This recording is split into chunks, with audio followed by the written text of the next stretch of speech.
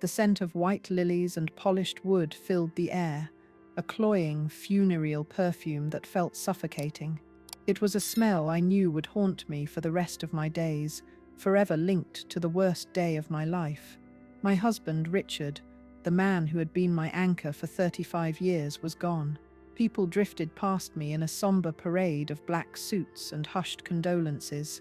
Their words were a meaningless blur. "So sorry for your loss." He was a great man, in a better place now, each phrase a hollow echo in the cavernous space my grief had carved inside me. And then she approached, my daughter-in-law, Charlotte, in the sea of sorrowful faces. Hers was a stark island of composure. Her eyes, usually so bright and calculating, were dry. She leaned in close, her designer perfume cutting through the scent of the lilies, her voice a venomous whisper meant only for me. "You don't deserve a cent of his inheritance." The words were so cold, so sharp, they sliced right through the fog of my grief. I physically recoiled, my hand clutching the simple gold locket Richard had given me on our 10th anniversary. Inside were two tiny, worn photos, him and me, young and beaming. Charlotte's lips curled into something that wasn't quite a smile. It was a look of grim satisfaction.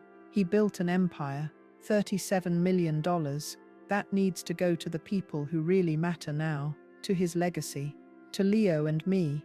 Her son, my son, Leo, was across the room, accepting a hug from one of Richard's business partners, his face a mask of genuine gut-wrenching pain.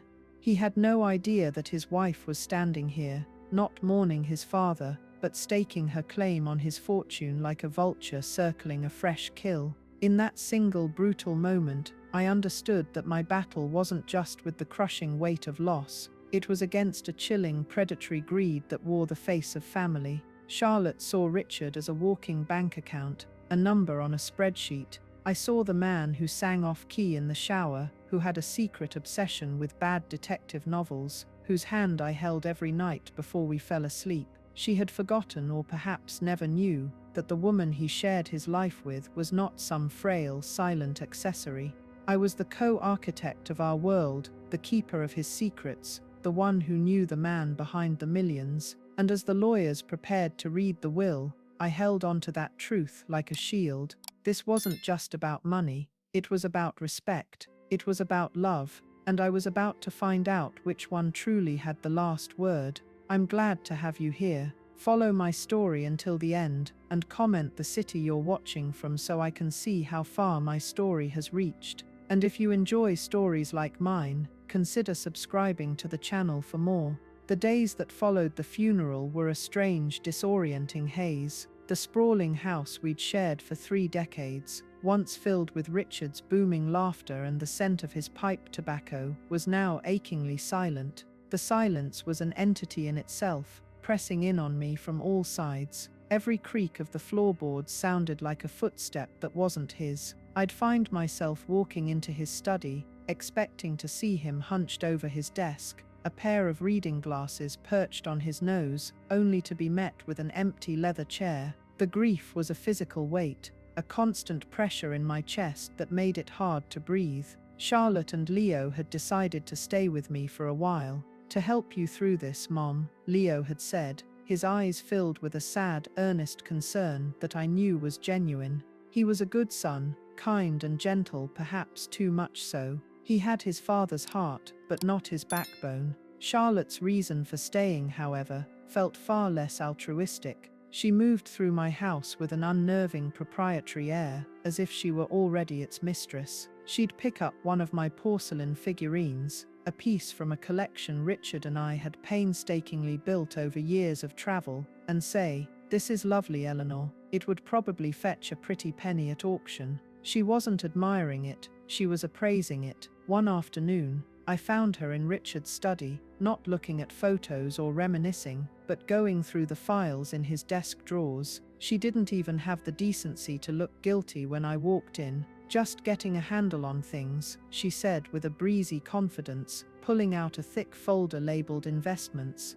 "No need for you to worry your head about all this complicated paperwork. It must be overwhelming.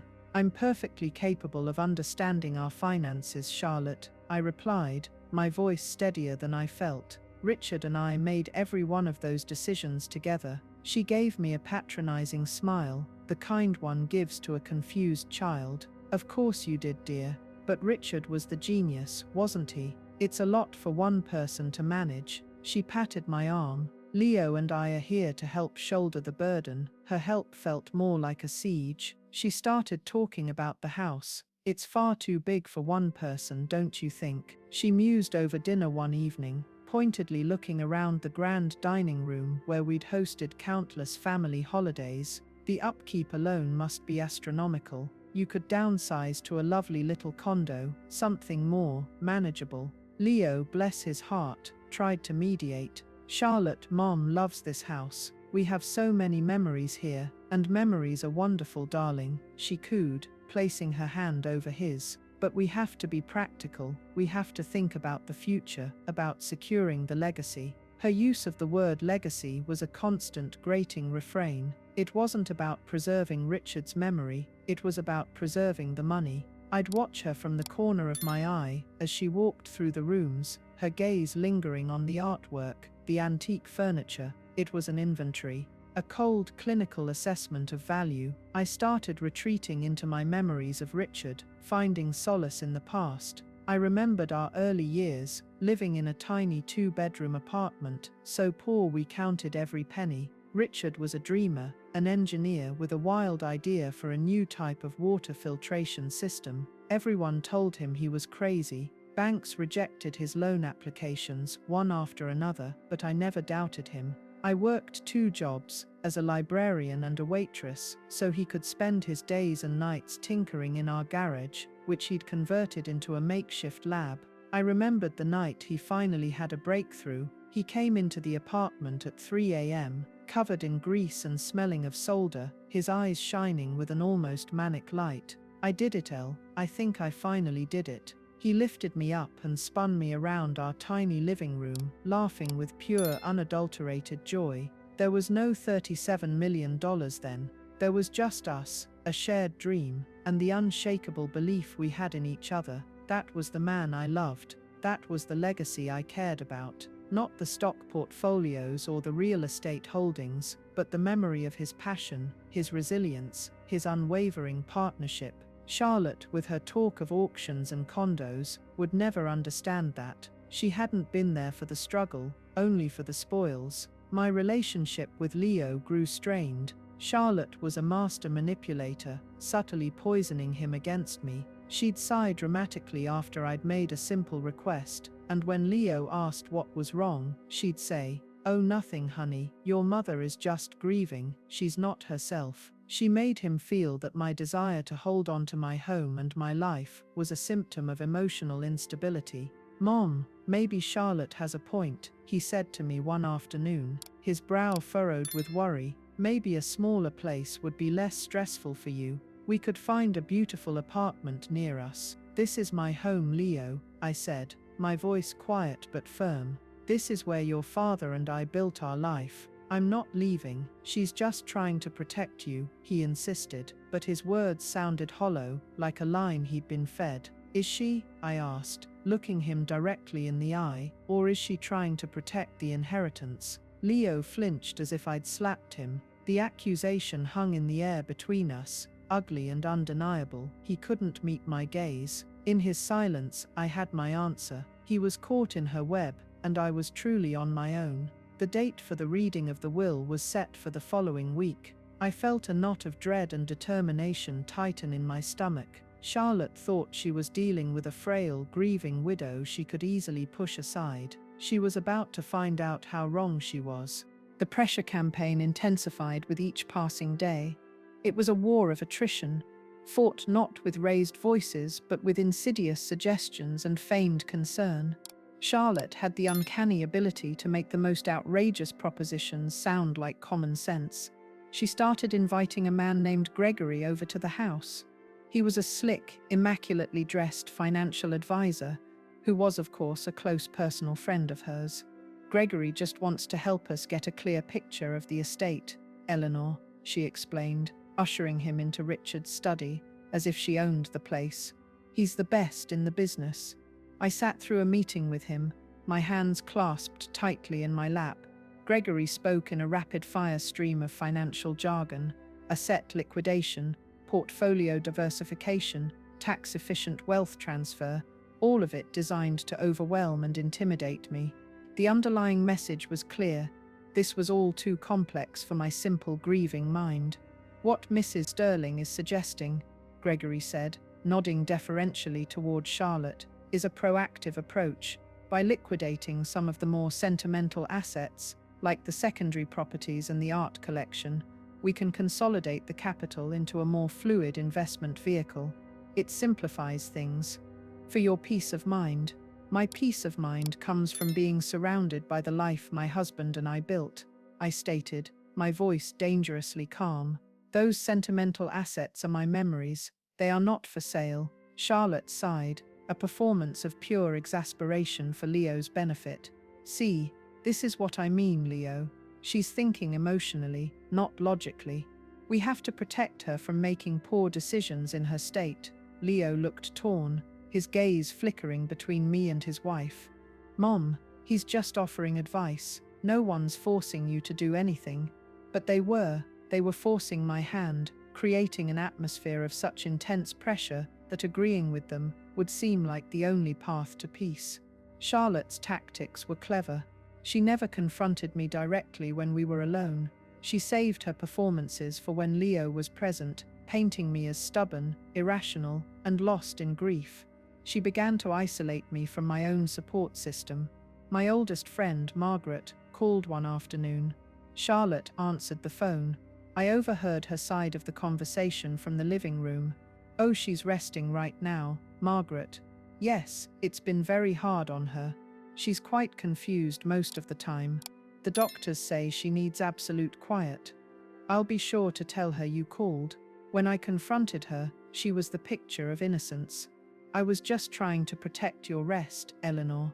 You looked so exhausted, I didn't want you to be bothered." The house began to feel like a beautifully decorated prison. I was a ghost in my own home, my authority systematically dismantled piece by piece. One evening, I came downstairs to find Charlotte and Leo in the middle of a hushed, intense argument. "Can't just push her out, Charlotte. It's her house," Leo was saying, his voice strained. "I'm not pushing her out. I'm helping her move into the next phase of her life." She hissed back. "Do you have any idea what the taxes on this estate are going to be? We could lose millions if we don't act fast. Your father would want us to be smart about this. He wouldn't want his legacy squandered by sentimentality." She saw me hovering in the doorway, and her expression instantly softened. "Oh, Eleanor, we were just discussing the garden party. I was thinking we should cancel it this year. It would be far too much for you to handle." The annual garden party was Richard's favorite event. It was a tradition, a celebration of summer and friendship. Canceling it felt like another nail in his coffin. "I have no intention of canceling it," I said. Charlotte's eyes flashed with annoyance before the mask of concern slipped back into place. "Eleanor, please be reasonable." "I am being reasonable," I replied, my gaze fixed on my son. "I am trying to honor your father's memory, Leo, something your wife seems determined to erase, along with everything else he and I built." That night, unable to sleep, I wandered into Richard's study. The room was my sanctuary now, the one place Charlotte seemed hesitant to completely take over. I ran my hand over his worn leather chair, sat down at his desk, and for reasons I didn't fully understand, I started going through the drawers myself. Not the financial files Charlotte had been so interested in, but the personal ones. Tucked away at the very back of the bottom drawer, beneath a stack of old tax returns, was a thin manila folder I'd never seen before. It was labeled simply with the name of Richard's personal lawyer, Mr. Abernathy. My heart started to pound. With trembling hands, I opened it. Inside wasn't a legal document, but a single-page handwritten letter. It was from Richard. The date on it was from 6 months before he passed away. "My dearest Eleanor, if you are reading this, it means I am gone, and the vultures are circling. I hope I am wrong, but I have seen the way Charlotte looks at what we have built. and I have seen the way she manipulates our son. I fear they will try to convince you that you are weak, that you are incapable, and that you are alone. You are none of those things. You are the strongest person I have ever known. You were my partner in every sense of the word, from the days of ramen noodles to the days of champagne. Everything I have, everything I became, I owe to you. Do not let them bully you. Do not let them erase our life together. I have taken steps to protect you. Mr. Abernathy knows my final wishes. Trust him, and more importantly, trust yourself. Your heart has always been our true north. All my love forever, Richard. Tears streamed down my face, but they weren't tears of grief. They were tears of relief, of validation, of a deep and profound love that transcended even death. He had seen it, he had known, and he had prepared. He had left me a map and a shield. Holding that letter, I felt his strength flowing into me. The fear and uncertainty that had clouded my mind began to recede, replaced by a cold, quiet resolve. The pressure campaign wasn't over, but now I knew how to fight back. Charlotte thought she was playing chess with a pawn. She had no idea she was facing a queen. Now I'm curious about you who listen to my story. What would you do if you were in my place? Have you ever been through something similar? Comment below, and if you're finding value in my story, please leave a like to help it reach more people. Armed with the secret knowledge of Richard's letter, my entire demeanor shifted. I was no longer just enduring Charlotte's siege. I was observing it, gathering evidence, and waiting for the right moment. The fog of passive grief had lifted, replaced by a crystalline clarity. I played the part they expected of me, the frail, slightly confused widow, but beneath the surface, a quiet storm was gathering. I let Charlotte continue her campaign, her pronouncements on what should be sold, what should be changed. I would simply nod and say, "That's an interesting thought, dear. I'll have to consider it." Her frustration grew with my placid non-compliance. She wanted a fight, a breakdown, something she could use as leverage with Leo. I gave her nothing but serene, unshakable politeness. The week before the will reading felt like the final, tense moments before a storm breaks. The air in the house was thick with unspoken expectations. Charlotte was practically vibrating with anticipation, already spending the $37 million in her head. She'd started browse luxury car websites and high-end real estate listings, leaving the tabs open on her laptop for anyone to see. Leo, on the other hand, grew more and more somber, as if the reality of his father's death was finally sinking in, unclouded by his wife's financial fervor. The day finally arrived. It was a crisp autumn morning. The sky was a brilliant, cloudless blue that felt like a mockery of the mood inside the car. We drove to Mr. Abernathy's office in downtown Manhattan. The law firm occupied the top floor of a skyscraper with panoramic views of the city. It was the kind of place that exuded power and money, a world Richard had conquered, but one I had always felt like a visitor in. Today, however, I felt different. I felt like I belonged there. Richard's letter was tucked safely in my purse, its presence a warm, reassuring weight. We were shown into a large, wood-paneled conference room. A long, polished mahogany table dominated the space. Mr. Abernathy, a man in his late 60s with kind eyes and a serious demeanor that commanded respect, stood to greet us. He had been Richard's lawyer and friend for over 40 years. He shook Leo's hand, gave a curt professional nod to Charlotte, and then he took my hand in both of his. "Eleanor," he said, his voice full of genuine warmth, "I'm so deeply sorry for your loss. He was one of a kind." "Thank you, James," I said, meeting his gaze. In that brief moment, a silent understanding passed between us. He knew. We took our seats. Me at one end of the table, Leo and Charlotte opposite me. Charlotte sat bolt upright, a hungry, predatory stillness about her. Leo just looked exhausted. Mr. Abernathy cleared his throat and put on a pair of reading glasses. "We are here today for the reading of the last will and testament of Richard P. Sterling." Richard was very specific in his instructions, and he wanted the full text read aloud to ensure there were no misunderstandings. He opened a thick, leather-bound folder. The legal language was dense, but the initial bequests were straightforward.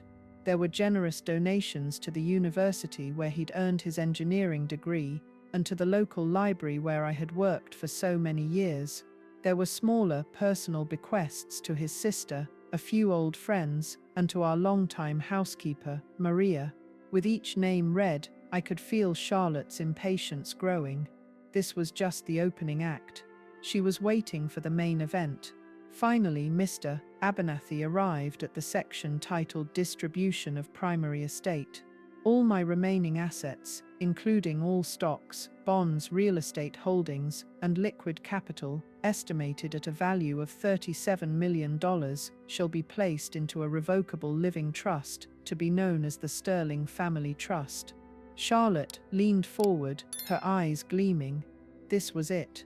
Mr. Abernathy continued, his voice even and steady. The primary beneficiary of this trust, for the duration of her natural life, is my beloved wife, Eleanor Sterling. I let out a breath I didn't realize I'd been holding. Across the table, Charlotte's posture stiffened. A flicker of disbelief crossed her face. Eleanor shall have sole and absolute discretion over all funds required for her living expenses, her health, her personal projects, and her well-being.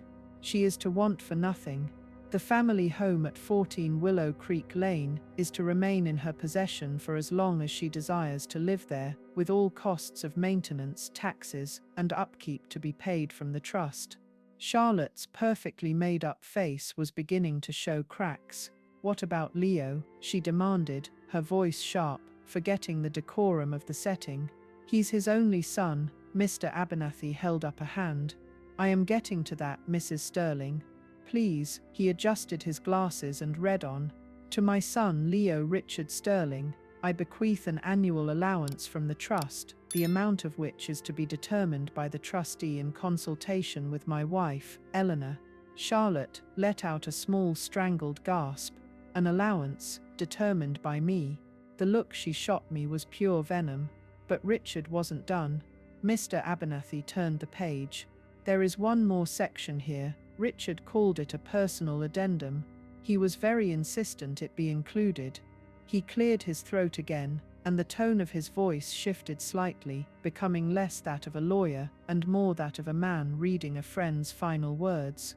The disbursement of any funds to my son Leo, and by extension his family, beyond the base allowance, is contingent upon one non-negotiable condition: their demonstrated kindness, respect and care for his mother, my wife, Eleanor.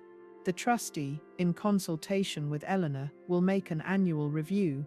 Should it be determined that she is being mistreated, pressured, or made to feel unwelcome in her own life, the trustee is authorized to suspend all payments to Leo's household indefinitely. The silence in the room was absolute. It was a checkmate from beyond the grave. Richard had not only protected me, but he had also tied Leo's financial future directly to my happiness and well-being. He had forced his son to choose. Charlotte looked as if she'd been struck by lightning. Her face was a pale, tight mask of fury and shock. She opened her mouth to speak, but no sound came out. She just stared at me, her eyes wide with the horrifying realization that she had lost. Completely and utterly. The power had shifted. The meek, grieving widow she had tried so hard to sideline was now the one holding all the cards. And the game was just beginning. The atmosphere in that conference room could have been cut with a knife. Leo was speechless, his face pale as he stared at the polished surface of the table, as if the words of his father's will were etched into the wood. Charlotte, however, seemed to be recovering from the initial shock, and it was being rapidly replaced by a volcanic rage. "This is absurd," she finally sputtered, her voice trembling with fury. She stood up so abruptly her chair scraped loudly against the floor. He was clearly not in his right mind when he wrote this. Eleanor must have manipulated him. She's been poisoning him against his own son for years. Mr. Abernathy looked at her over the rim of his glasses, his expression unreadable. I can assure you, Mrs. Sterling, that Richard was of perfectly sound mind. I met with him myself on multiple occasions to draft this document. He was very clear and very deliberate about his intentions. I'm his family, she shrieked, her carefully constructed facade shattering completely. I'm the mother of his only grandchild. She's just an old woman who was lucky enough to marry a rich man. Before I could even respond to the hateful words, Mr. Abernathy held up his hand. Richard anticipated this reaction, Charlotte. He left one final item to be shared. He reached into the folder and pulled out a simple sealed white envelope. My name, Eleanor, was written on the front in Richard's familiar, strong handwriting. He asked that you read this one aloud, Eleanor, if you feel up to it. My hands were steady as I took the envelope. I could feel Charlotte's burning gaze on me. I broke the seal and unfolded the single sheet of paper inside. It was another letter. My dearest Eleanor, I began, my voice clear and strong. If this letter is being read, it means that Charlotte has contested the will, just as I suspected she would. Let me be perfectly clear for everyone in this room. My wife, Eleanor, is the reason for every success I have ever had. When I had nothing but a crazy idea in a rented garage, she was the one who worked 2 jobs to keep us afloat and never once stopped believing in me. When the company took off and the money started pouring in, she was the one who kept my feet on the ground, reminding me of what truly mattered: family, integrity, and love. She was never an accessory to my life. She was my full partner. Now a word for my daughter-in-law. Charlotte, I have watched you for years. I saw how your eyes lit up, not when you looked at my son, but when you looked at our home, our cars, our bank statements. I saw how you treated my wife with veiled disrespect, as if she were a relic of a bygone era, an obstacle standing between you and the fortune you felt you were owed, a fortune you did nothing to build. You married my son, but you never truly joined our family. You saw us as a business to be acquired. My son, Leo, I love you more than words can say, but your greatest weakness has always been your desire to please everyone, and in doing so, you have allowed your wife to disrespect your mother, the woman who gave you life, and who loves you unconditionally. My final wish is not just to provide for Eleanor, but to give you a chance to become the man I know you can be. A man who stands up for what is right, not what is easy. Your inheritance is not just money, it is a responsibility. The responsibility to honor the foundations of this family, love and respect. How you treat your mother from this day forward will determine your character and your future. I finished reading and folded the letter, my eyes locking with Leo's. For the first time, I saw not a man caught in the middle, but a man truly seeing his wife for who she was. The color had drained from his face, replaced by a look of dawning horror and shame. Charlotte stood frozen, her mouth agape. The letter had been a public vivisection of her character, laying her greed and manipulations bare for all to see. There was no defense. Richard's words, calm and rational, had utterly destroyed her. Without another word, she grabbed her purse and stormed out of the conference room, slamming the door behind her. Leo didn't follow her. He just sat there, his head in his hands. "Mom," he whispered, his voice thick with emotion. "I am so sorry. I was so blind." "I know, Leo," I said softly, my heart aching for him. "I know." In the weeks that followed, everything changed. Leo and Charlotte's marriage imploded. Faced with the public humiliation and the financial reality of her situation, Charlotte left, filing for a divorce that would not, as she had hoped, include a slice of a $37 million pie. Leo, humbled and heartbroken, began the slow process of rebuilding his relationship with me. We talked for hours, really talked. For the first time in years, he apologized profusely, not with the hollow words of someone trying to secure his allowance, but with the genuine remorse of a son who knew he had failed his parents. I didn't punish him. That wasn't Richard's intent, and it wasn't mine. We worked with Mr. Abernathy to establish his allowance, a generous one, but one that encouraged him to find his own footing, to build something for himself. As for me, I began to live, really live. I didn't sell the house. Instead, I filled it with life again. I hosted the garden party, and it was a joyous celebration of Richard's memory. I established a foundation in Richard's name, using the Trust's vast resources to fund scholarships for bright young engineering students who, like him, had big dreams but empty pockets. I started traveling, seeing the places Richard and I had always talked about visiting. The weight of Charlotte's greed was lifted, replaced by a profound sense of peace and purpose. Richard had left me more than a fortune. He had left me a final gift of love and empowerment. He had ensured that his true legacy wasn't the number in a bank account, but the continuation of the values we had built our life on. I was no longer the silent, grieving widow. I was Eleanor Sterling, the keeper of the flame, and I was just getting started. And meanwhile, I'm leaving on the final screen 2 other stories that are channel favorites, and they will definitely surprise you. Thank you for watching until here.